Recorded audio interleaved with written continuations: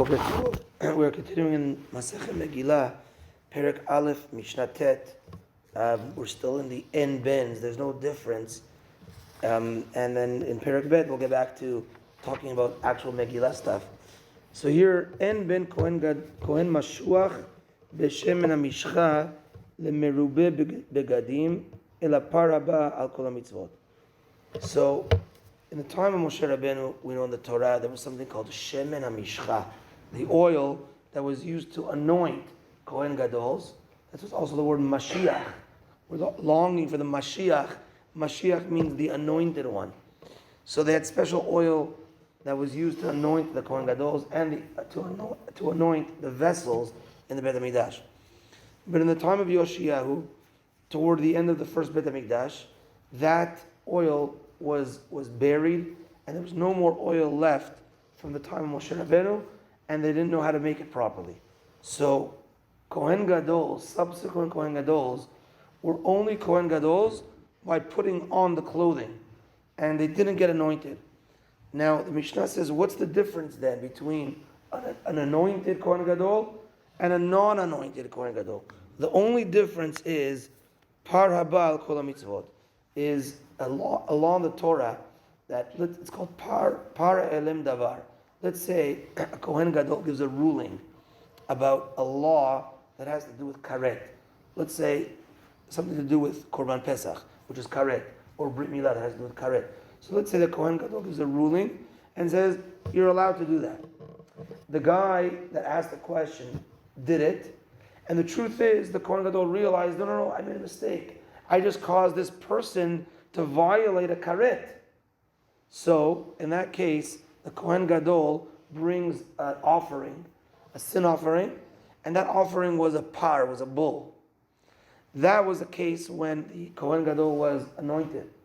But if Kohen Gadol was not anointed, then the sin offering would be a sheep. There's details as to the difference as to why and what does that have to do with being anointed, but that's the difference between the anointed Kohen Gadol and the non-anointed. Here's an interesting case. The Mishnah says, En ben Kohen meshamesh le Kohen she'avar ela par yom kippurim v'asrit ha'efa. There's a Kohen Gadol called the Kohen meshamesh, the Kohen that serves, the Kohen she'avar, the Kohen that passed. Let's say you have a Kohen Gadol that became tameh, he became impure.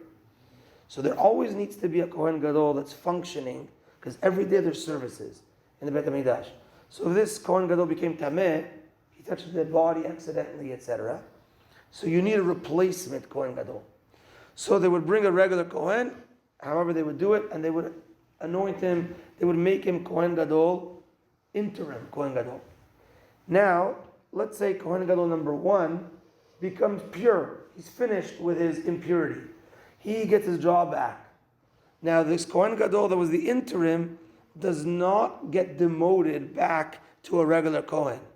He still remains like a Kohen Gadol. And actually, whenever he does any service, he has to wear all the 8 clothing of the Kohen Gadol.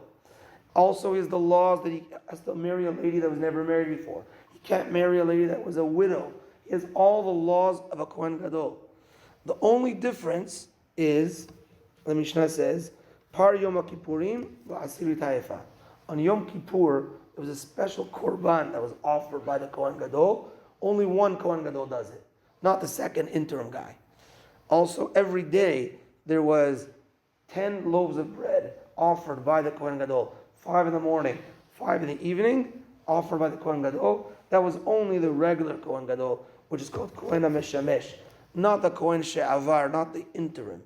So it's just interesting that you could have a situation where there's 2 people dressed like Kohen Gadols and acting like Kohen Gadols, and one guy is really the interim one because he does not get demoted except for these 2 cases, but otherwise he does everything like a regular Kohen Gadol.